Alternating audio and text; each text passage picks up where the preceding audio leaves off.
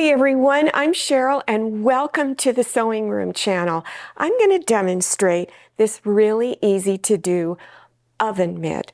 You just slip your hand in here like this. Now I'm using towel fabric on this section and the inside section also, but on the back side I have quilting fabric, and this is a self-binding project. The fabric just rolls over to the front and covers the raw edges. There's also an optional hanging loop right here that's stitched up at the top on the back side.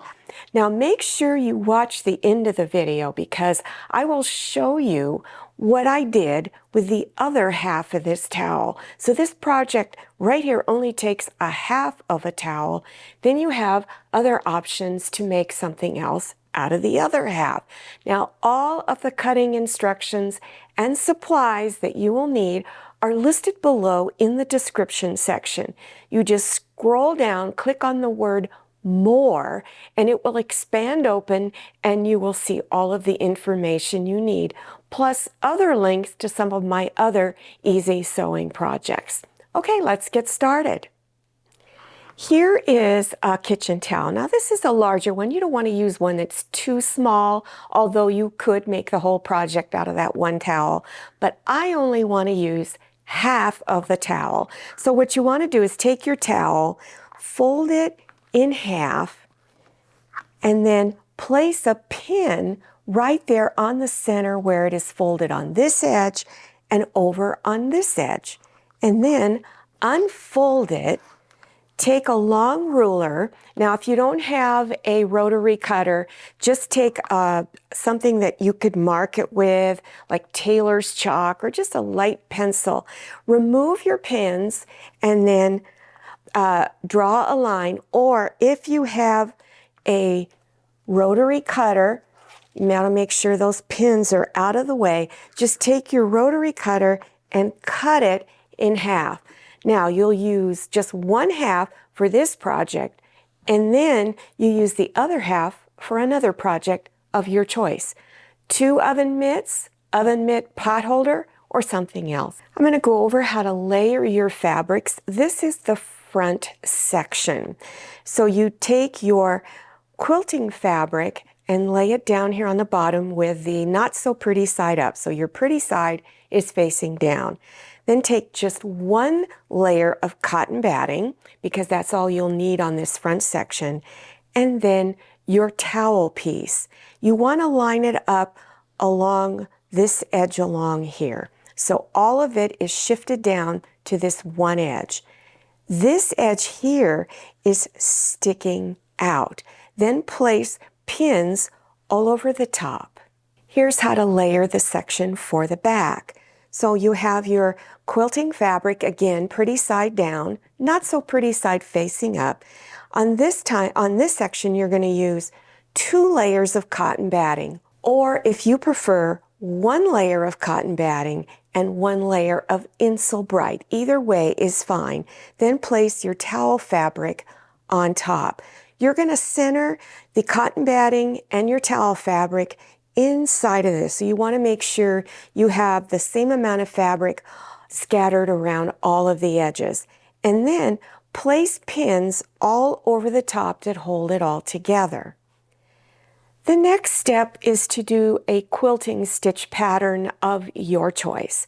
If you're a beginner, the easiest one for you to do is stitch from this corner down to this corner, and then over from this corner to that corner.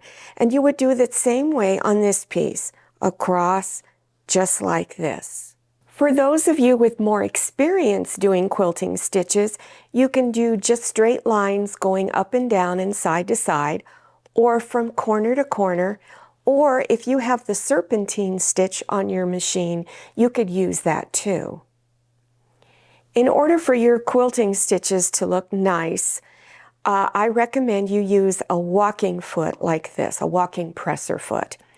And it's got a little bar here, and this bar goes up over the screw that holds your needle in. Now, if you don't have one, go to your local sewing machine dealer store and see if you can get one there, or go to sewingpartsonline.com and you should be able to get one there. The reason for this is this walking foot feeds all the layers of the fabric in through evenly.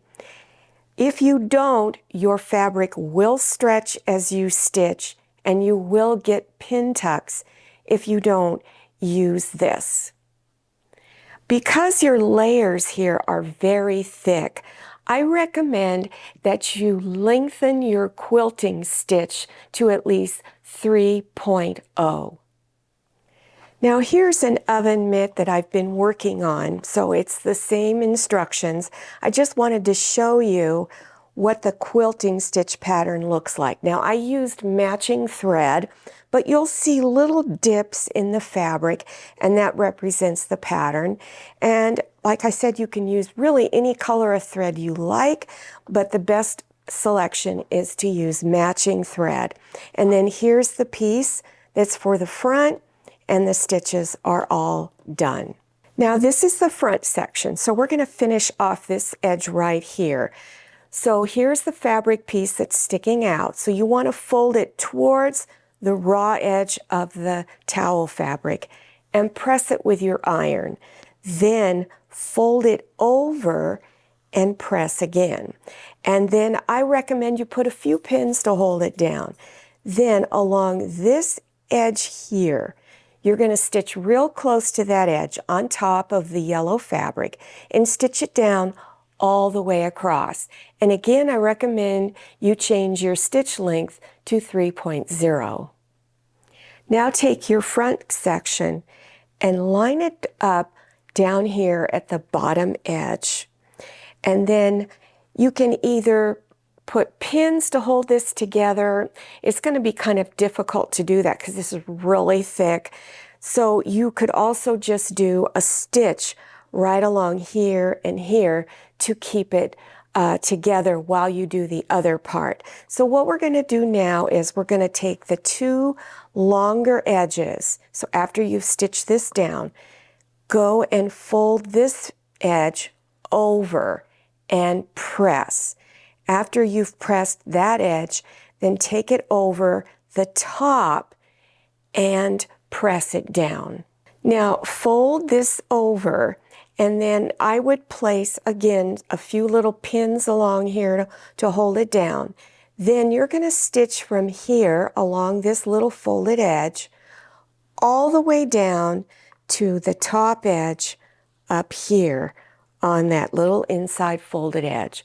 Then go over to the other side and repeat that. Stitch, fold it over and stitch it down. Now go to the other two edges and finish them off, but you're going to do it just slightly different than you did on the two side edges. Take each corner and fold it in towards the edge of the towel here. So it looks like that. You do the same thing on the other corner. Then fold the rest of the fabric over and press. Then fold it over, pin it down, and then stitch right across this edge all the way across. And what you're trying to do is get that mitered corner look.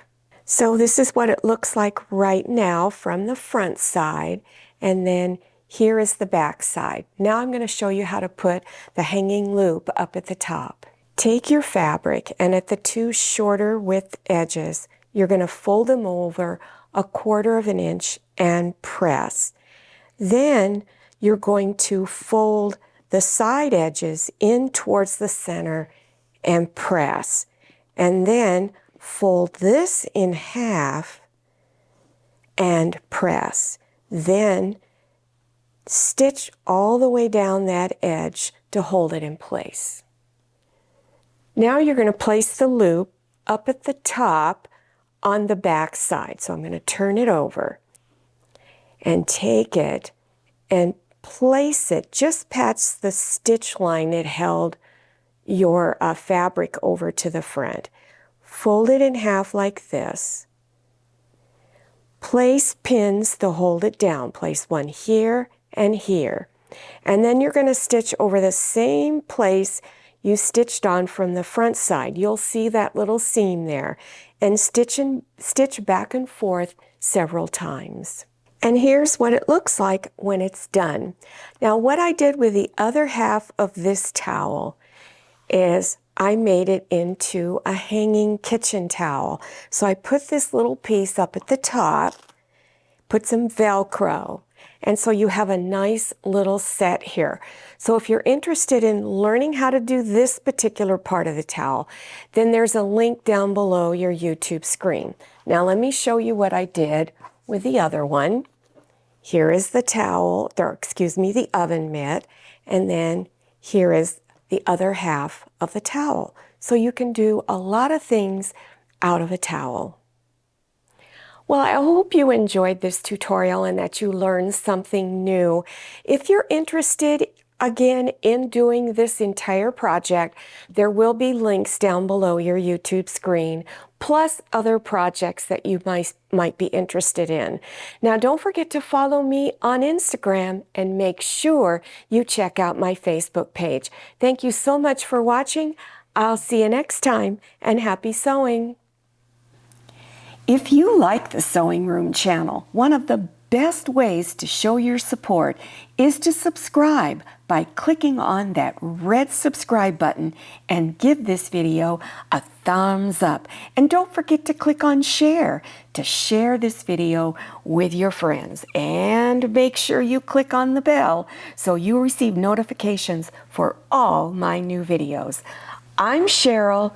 This is Manny, and this is Scotty. See you next time.